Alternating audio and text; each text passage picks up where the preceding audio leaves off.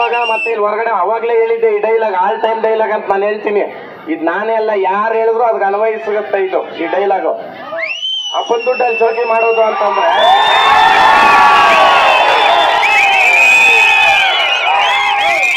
ಹೌದು, ನಮ್ಮ ಅಪ್ಪನಿಗೆ ನಾನೇ ಹುಟ್ಟಿರೋದು. ನೀವು ಯಾರಾದ್ರೂ ಹುಟ್ಟಿದ್ರೆ ಓಪನ್ ಆಗಿ ಬಂದೆ ಹೇಳ್ರಿ, ನಾನು ಕೊಡ್ತೀನಿ ಮಾಡ್ರಿ ಚೌಕಿ ನಮ್ಮ ಅಪ್ಪನ ದುಡ್ಡಲ್ಲಿ.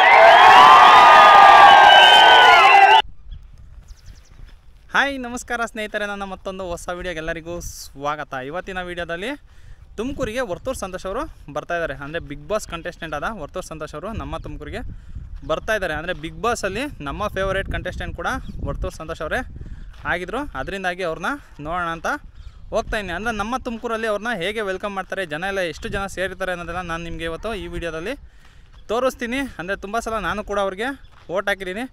ಬನ್ನಿ ಹೋಗಿ ವರ್ತೂರು ಸಂತೋಷ್ ಅವ್ರನ್ನ ನೋಡ್ಕೊಂಡು ಬರೋಣ.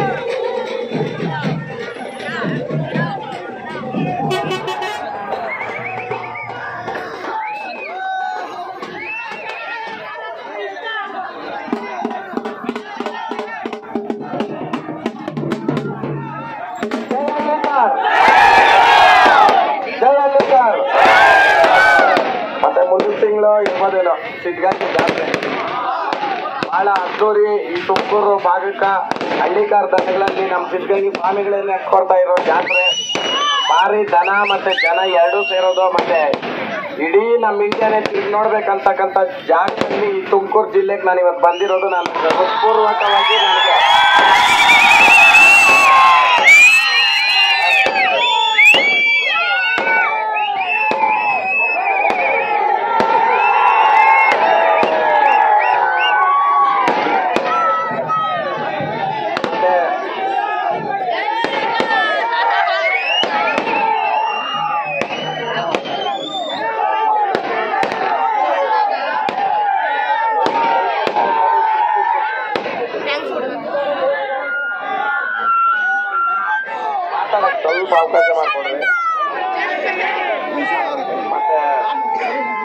ಸಂಪತ್ತರು ನಾಡು ಮತ್ತೆ ನಡೆದಾಡ್ತಕ್ಕಂಥ ದೇವ್ರನ್ನ ಕಾಣಿರ್ತಕ್ಕಂಥ ಭೂಮಿ ನಿಮ್ದು. ಯಾಕಂತಂದ್ರೆ ಸಿದ್ಧಗಂಗೆ ಸ್ವಾಮಿಗಳು ಅಂತಂದ್ರೆ ಅದು ಹೇಳಕ್ ಪದಗಳಲ್ಲಿ ಹೇಳಕ್ ಸಾಧ್ಯ ಇಲ್ಲ. ಅವರು ಮಾಡಿರ್ತಕ್ಕಂಥ ವಿದ್ಯಾದಾನ ಇರ್ಬೋದು, ಅನ್ನದಾನ ಇರ್ಬೋದು. ಇವತ್ತು ಒಲೆ ಆರ್ದಿರ ಇಲ್ಲಿ ಇರ್ತಕ್ಕಂಥ ಜಾಗ ಅಂತಂದ್ರೆ ಸಿದ್ಧಗಂಗೆ ಮಠ. ಇಲ್ಲಿ ಇವತ್ತು ಮೆಳೆಕೋಟೆ, ತುಮಕೂರು ಜಿಲ್ಲೆ, ತುಮಕೂರು ತಾಲೂಕ, ತುಮಕೂರು ನಗರ ಮೆಳೆಕೋಟೆಗೆ ನನ್ನ ನೀವು ತುಂಬ ಹೃದಯದಿಂದ ಸ್ವಾಗತ ಮಾಡಿದ್ದೀರಾ. ಯಾವಾಗಲೂ ನಿಮ್ ಪ್ರೀತಿ ನನ್ನ ಮೇಲೆ ಇದ್ದೇ ಇತ್ತು. ನಾನು ಯಾವಾಗಲೂ ನಿಮ್ ಜೊತೆ ಇದ್ದೇ ಇರ್ತೀನಿ. ಹಳ್ಳಿಕಾರ್ ಉಳಿಸ್ರಿ, ಹಳ್ಳಿಕಾರ್ ಬೆಳೆಸ್ರಿ. ಜೈ ಹಳ್ಳಿಕಾರ್.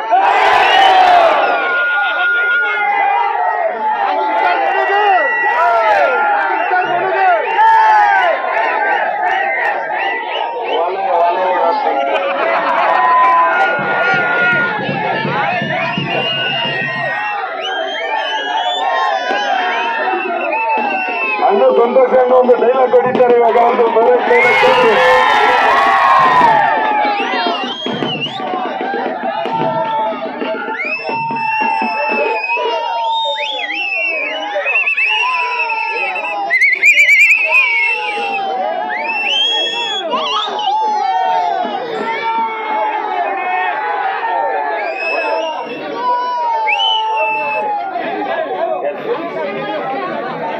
ಮತ್ತೆ ಆಲ್ ಟೈಮ್ ಯಾವ್ದೋ ಒಲಿನ ಇರಪ್ಪ ಅಡುಗೆ ಮಾಡ್ಕೊಂಡು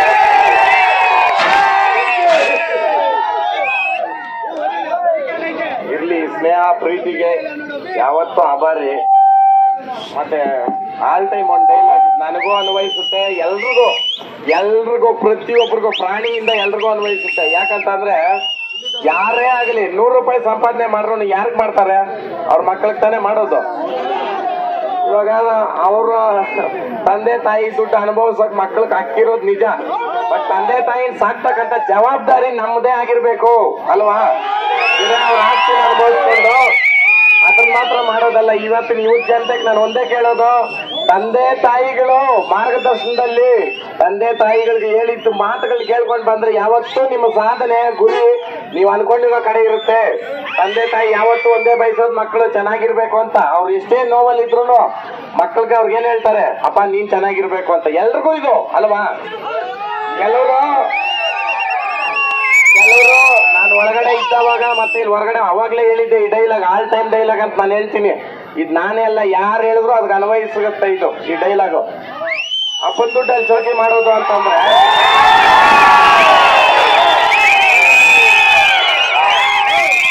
ಹೌದು, ನಮ್ಮ ಅಪ್ಪನಿಗೆ ನಾನೇ ಹುಟ್ಟಿರೋದು. ನೀವು ಯಾರಾದ್ರೂ ಹುಟ್ಟಿದ್ರೆ ಓಪನ್ ಆಗಿ ಬಂದೆ ಹೇಳ್ರಿ, ನಾನು ಕೊಡ್ತೀನಿ ಮಾಡ್ರಿ ಚೌಕಿ ನಮ್ಮ ಅಪ್ಪನ ದುಡ್ಡಲ್ಲಿ. ಇದು ನಾನು ಒಬ್ಬನಿಗಂತಲ್ಲ, ನಿಮ್ಮೊಬ್ಬರಿಗ, ನಿಮ್ 100 ಜನಕ್ಕೆ 1000 ಜನಕ್ಕೆ ಇಡೀ ಮನುಕುಲಕ್ಕೆ ಯಾರು ದುಡ್ದಿರೋರು ಎಷ್ಟೇ ದಾನ ಮಾಡ್ರು ಮಕ್ಕಳಿಗೆ ಇಕ್ಕಲ್ಲ, ಇನ್ಯಾರು ಸಿಗ್ತಾವ್ರೆ? ಹೌದಾ? ಇವ್ರು ಯಾರು ಈ ತರ ಅದ್ರನ್ನ ಮಾತಾಡ್ಕೊಂಡು ಸೇರ್ತಾರೆ? ಅಪ್ಪನ ದುಡ್ಡು ಖರ್ಚು ಮಾಡ್ತಾನೆ, ಅಪ್ಪನ ದುಡ್ಡು ಅಂತ. ಅಪ್ಪನು ಹಾಕಿರೋ, ತಂದೆ ತಾಯಿ ಹಾಕಿರೋ ಭಿಕ್ಷದಲ್ಲೇ ಬದುಕ್ಬೇಕು ಎಲ್ರು. ತಾಯಿ 9 ತಿಂಗಳು ಹೊತ್ತರೆ ಅದಕ್ಕೆ ಜನ್ಮ ಕಾರ್ಯಕರ್ತನು ತಂದೆ ಅಲ್ವಾ? ಅವ್ರ ಋಣ ನಾವು ಸಾಯೋರ್ಗೂ ತೀರ್ಸಕ್ಕಾಗಲ್ಲ. ಕೆಲವ್ರು ಹೇಳ್ಬೋದು ನಾವು ಸ್ವಾಭಿಮಾನಿಗಳಂತ, ಬಟ್ ನಿಮ್ ಜೀವ ಕೂಡ ಸ್ವಾಭಿಮಾನ ಬರಲ್ಲ, ತಂದೆ ತಾಯಿನೇ. ಹೌದಾ? ಯಾರೇ ಇರ್ಬೋದು, ತಂದೆ ತಾಯಿಗಳನ್ನ ಗೌರವ ಕೊಟ್ಟು ಅವ್ರ ಮಾರ್ಗದರ್ಶನದಲ್ಲಿ ಬದುಕ್ರಿ ಅಂತ ನಾನು ಹೇಳ್ತೀನಿ.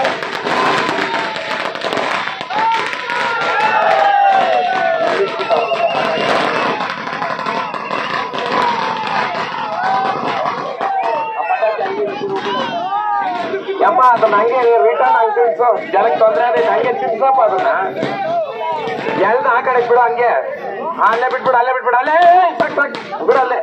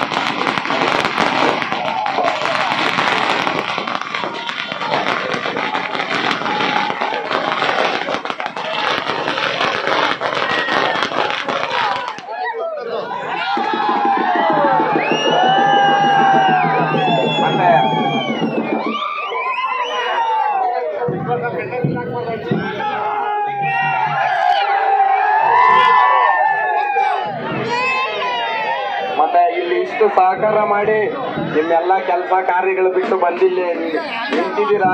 ನಾನು ಯಾವತ್ತೂ ನಿಮ್ ಚಿರುಣಿ, ಅದು ಬಿಟ್ಟು ಬೇರೆ ನನಗೆ ಹೇಳಕ್